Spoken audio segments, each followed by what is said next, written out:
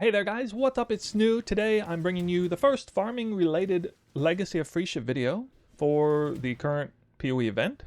And I think we'll keep this kind of surface level, but there is something we definitely got to get out of the way, and that is the idle system, because that's how you set up strategies in this environment. It's not just one progression system for your character with essentially free atlas. You don't have to pay for it, you just have to unlock it by doing maps. No, you actually have to do the maps and then also pay for setting up the idle system. I don't think it's very SSF friendly, at least if you want to kind of do some more advanced farms. And maybe you've been online and you've been hearing wind of some crazy currency strats, and then you're kind of despairing at the fact that the investment cost for the idols is absolutely insane. Case in point, corrupt rare Arcana strongbox farming. That one was very, very good last league, and it was obviously free to set up because you just got all the power in the atlas. Now you have to use the idols. But it's not the only strat out there, and you can definitely make a lot of currency by doing something like what you see here on the screen.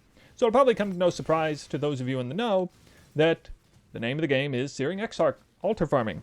It just so happens that it is simultaneously one of the best entry-level farming strats that virtually everybody does in one capacity or another when they get to T16 farm, but it is also uniquely cheap to set up in through the idle system. So it's very convenient. It's something that has a lot of longevity. Yeah, the lucrativeness of it goes down over time, but regardless of how many people jump on the train, there's so many different things you're farming. You're farming the bubblegum currency, you're farming the Ichors and the Embers. You're farming divination cards for insane drops like Headhunter Mageblood cards. You're farming some really clutch scarabs, like you saw me pick up a bunch of ambush scarabs in this one. And so, it's something that should be appealing to just about anyone. And if you want to be gifted the strat outright without thinking too much about it, great. I'm going to do that for you in this video. But honestly, I would prefer if you kind of took it more seriously and kind of educated yourself on how to devise your own strats, how to stay ahead of the curve. Yes, it helps to be a content creator, to be, to have the community at your disposal and that sort of thing, but you might be surprised to know that you could pretty much figure most of this stuff out on your own if you just kind of use your head about it and you already know a little bit about farming strats, and then you go on the PoE DB site and you learn what all the affixes are on the idols, and you know about recombinating and all that. It's not really that hard to understand. Now, here in a moment, we're going to look at the PoEDB website to help you better understand the strategy setting up, understanding, what to look for on the idols and kind of devising your own strat. And we'll just take this one case in point. But anyway, this is the final result of it, and I'm showing you the actual strat in full, effectively by disclosing the scarabs and the Keurig bench and all the idols, which is the replacement for the atlas. So you can see here that I'm running a sort of two-way farm, 8-mod map farming, as well as influence pack size farm.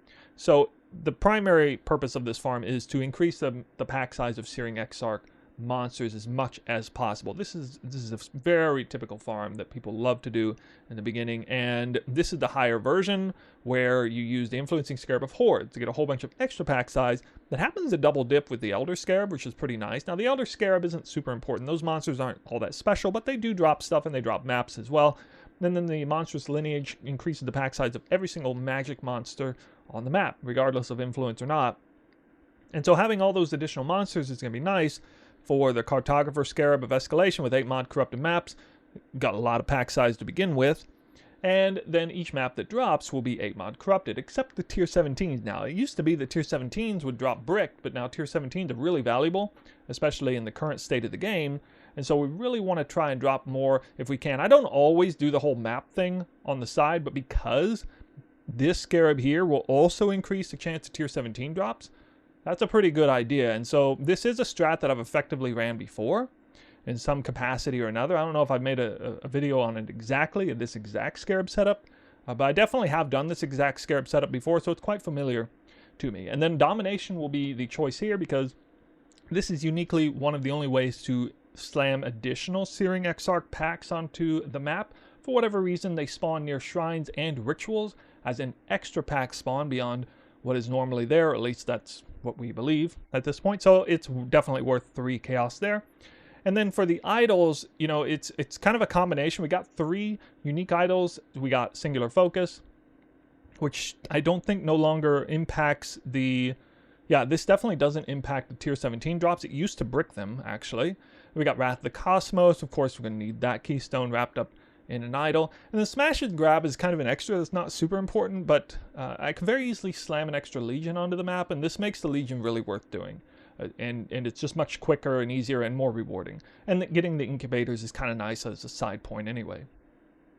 All the small idols are basically focused on Searing Exarch pack size, as well as a few other things, which we'll look at in a moment. And then the large idols, the 1x3 or 3x1, their focus is on getting the altar to spawn immediately when the map boss spawn. Now, keep in mind, I'm sacrificing a total of up to 18% Searing Exarch pack size per idol here, so it's questionable as to whether or not that's worth doing.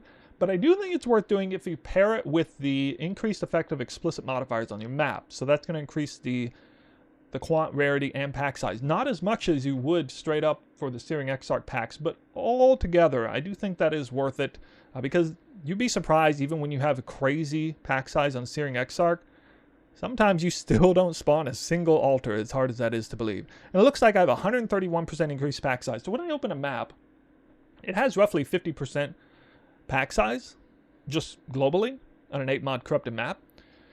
And then we have 131 extra. So I'm pushing, you know, 180 up to 200% Searing Exarch pack size. It's actually even more than that with the Scarab. And I believe, if I'm not mistaken, that is pushing the limit of what we used to be able to achieve. If I'm not mistaken, it's actually more than probably more than we've ever seen before. And so we're getting even more currency, more altars than ever. That's making this farm very, very lucrative. And it looks like the embers are holding very strong, almost 2-to-1 even for the lesser embers, which is really, really good. As in 2 chaos to 1 ember. That's a lot of value there. You also get the Headhunter and Mage's Blood cards that can drop from this farm, and then all the scarabs. So it's really, really lucrative, and I definitely think it's going to be a good strat to just try, whether you do the sort of all-in investment with the scarabs, which the total cost of each map is somewhere between 20 and 30 chaos per map, I'd say. Or if you do the really cheap one where you just run domination and then out can go and then no scarabs, in which case every map would cost 3 chaos. But of course you do have to invest something to get the idols, but they don't really cost anything because you can always turn around and sell them later. I'll just real quickly scroll down so you can kind of see all the different modifiers that I have on here. I think I'm slamming an additional Legion, additional Ritual, additional Shrine, which is going to be really nice. Have chance for maps to drop to be a higher tier. That's also good. Have a bunch of more difficult and rewarding monsters. Also additional monsters that may drop maps and other things. Very good to have that on the side. So I am pushing it pretty hard by trying to combine different affixes that are good. And now with that in mind, we'll take a look at the website. So if you take that knowledge that I'm bestowing to you and you apply it to yourself, what you're going to need to do is you're going to need to go to trade to purchase some idols, more than likely. This URL I'm going to give you in the description of the video, okay? Again, I prefer people to gain the knowledge on how to do things, not just, you know, teach a man to fish, not give him a fish, obviously, is better. But I know some of you don't want to put that time in. That's okay, I respect that. And so, you know, you got to do what you got to do. But anyway, this is the line of text here. Monster packs influenced by Searing Exarch in your maps have increased pack size. It's 4 to 6, so you may want to move this up to 6, but trying to keep it as cheap as possible. If I type search in here, I've hit the cap of 10,000, okay? And look at these. These idols are 2, 3, probably realistic trades are going to be somewhere around 5 chaos apiece. That may sound daunting. I mean, 5 is a lot more than 0, which you normally get on the Atlas. So for some of you, you know, real low ballers, that might sting a little. But trust me, you got to start somewhere. So you're gonna want to get those idols. If you're sitting absolutely strapped for cash, I think you need to just start picking up these idols one at a time off of trade as you get a few chaos here and there. And then, you know, you can just out and go. You don't even need to use domination on map device. Just go 100% cheap. It's fine. Then up here, we got a few different things that you can load up. And I guess I'll have the link set up fully loaded like this, or maybe it won't be. I don't know. It doesn't change the URL. Anyway, if I type in for a count of 2 or more, I can put the original top one, and then 1 or 2 of the subsequent lines will need to be included in here. This would be packs consisting of difficult and rewarding monsters, which I think is really good. 3 to 5, so I put a mid-roll range here. And then tiers 1 to 15 maps have a chance to become 1 tier higher, is also really good.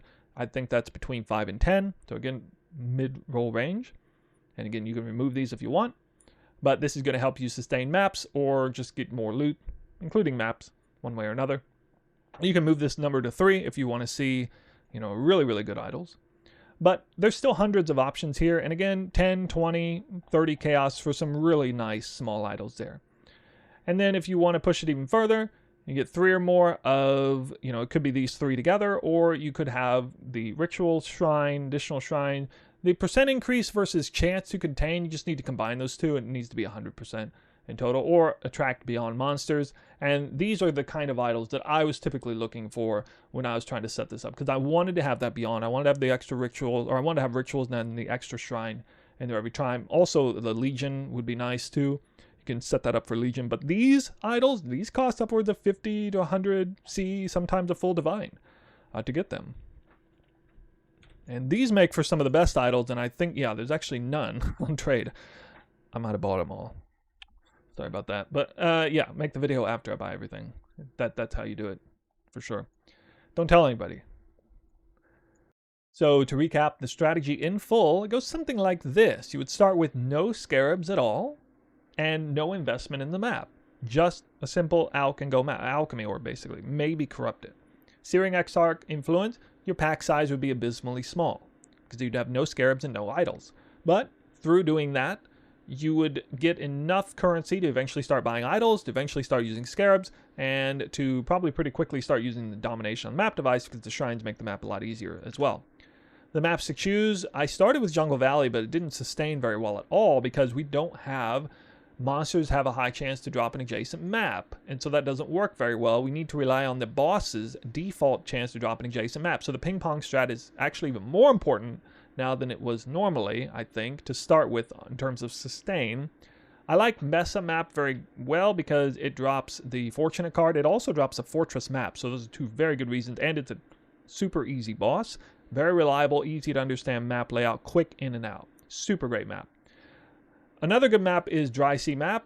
Again, super easy boss. The layout not that easy to understand, a little bit longer, but this isn't for the long game. This is to scry off its Fortunate card into Colonnade map, where it is a much easier and quicker in and out experience. Boss a little harder, to be fair, but once you outgear it, it's fine.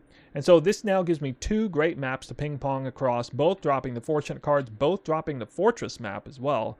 And that is kind of the end result of the strat. All 4 Void Stones with all the idols, with all the scarabs, domination on the map device, and now you hopefully understand the strat in full. And this is obviously garnering a lot of currency per map, with a 20 to 30 C per map investment. Now we're going to take the Searing Exarch altar farm and bring it up a notch with a variation I used to do with Atlas farming. That's combining blueprint target farming, in some cases fully revealed blueprints, the occasional. I do 100 maps and get like 5, maybe 10 in 100 maps at the most. But with the default Atlas the way it's set up, and I would have to invest Atlas passive points into smugglers' caches and blueprints that could have been invested in something else, but it was just a nice adjacent farm to Searing Exarch altar farming, because it didn't really take any extra time. That's why I loved it. It didn't take any extra time beyond just clearing out the map. Made for a very fun and satisfying quick and out can go strat. So one thing I noticed on the small idols, for which are super important because of the Searing Exarch pack size, we also have an extraordinarily powerful mod as well. Smugglers' caches in your maps have a 35 to 45% increased chance to drop blueprints. Now, I can't remember the exact number, but the number isn't much more than 100 or 200 at the max that you can get just through the Atlas. I think it's somewhere around 100. And so one small idol can get 45. And how many small idols can I have there again? So you kind of see where I'm going here, right? Like that's going to make every smuggler's cache have a pretty high chance of dropping a blueprint. And what I've come to find is with the setup that I'm using, I have almost 600% increased chance, and that's resulting in every cache having about a 2 out of 3 chance of dropping a blueprint, which is worth, at least 8C. Don't forget there's also the deception contracts that drop as well, and the rogue markers that do add up a bit over time. Now, this prompted me to take a look at some of the other idols. So naturally, looking at the 2x1, and I would go in here and I'd type blueprint. 20 to 25% increase blueprints found in your maps. But I wasn't quite sure off the top of my head how this would synergize with the different line. And it so happens that this only counts for drops in maps through your monster kills. And I already know that I'm not dropping blueprints in maps hardly ever. I mean, geez, not even 1 out of 10 maps of pretty juice maps in tier 16 are going to drop that. So that's not going to work very well. Over on the suffix side, we got your maps that contain a smuggler's cache have a chance to contain an additional one. So 3 of these, that would take up a total of 6 idle slots. Could give me an extra smuggler's cache. Might be worth doing if the prefix was very good. If the prefix was good, it would be worth doing. But unfortunately, there's nothing else that's really good here. Chance for a monster to drop an additional connected map would be kind of nice, but there doesn't really seem to be anything that's actually good. I ran it with this setup for a while, but I didn't like it in the end because it nerfed my blueprint drop chance from the cache too much, and I saw it affecting the chance. It definitely went below 50%, I felt like, in the end. How about the 3x1? Let's take a look at what this has to offer. This is absolute trash here. So this is contract drops and rogue markers, chance to spawn a smuggler's cache. Again, this caps out at 100%. That's not worthy. There's nothing that shows up on blueprints. Absolute trash. That's not worth anything. But the real magic happens on the 2x2 idol. And so you can see here in a second, this is about to get kind of crazy. Blueprints that drop in your maps, whether the cache or off a monster, have a 10 to 15% chance to be fully revealed. Now, if you check the atlas, you will see that there's one atlas notable that gives you fully revealed blueprints, and it's a total of 10%. Okay, you get a maximum 10% on the atlas. But this is a conquer idol for which you can have 4. Perfectly rolled, that's a total of 60% chance to be fully revealed as opposed to 10. And so that just completely upends the game. I mean, the economy is not going to look anything like what it does normally for people who take full advantage of this. And it's interesting because a lot of people still don't really know what the economy is. They have this sort of preconceived notions about what everything costs. So the heist farmers are still perfectly willing to pay, 50, 60, 70, 100 chaos for a fully revealed blueprint. Well, maybe not now 100, but they're still paying quite a bit for it. And that's a surprise to me because it's so easy to farm them up. Smuggler's caches have a chance to contain, increased chance to contain blueprints for each smuggler's cache to open the area is another suffix that could be good, but I believe this is simply additive with the other bonus. Another one that's really good is I'm trying to combine through recombination is your maps that contain smuggler's caches have up to a 6% chance to contain 6 additional smuggler's caches. So that could be up to 24% chance to have 6 additional caches with 60% chance for a blueprint to be fully revealed, with each cache having a greater than 50% chance of dropping a blueprint. If you do the math on that, even with the default 3 smuggler's caches, again, 1 by 1 through the prefixes here, with small idols, all that, 100% chance to spawn a smuggler's cache, with heist on the carried map device, that's a total of 3 minimum. That's going to be at least 1 fully revealed blueprint per map on average. So if I can run a map in 1 or 2 minutes flat for 5 chaos per map, because again, no scarabs, just the crafting bench costs, that's a lot of currency.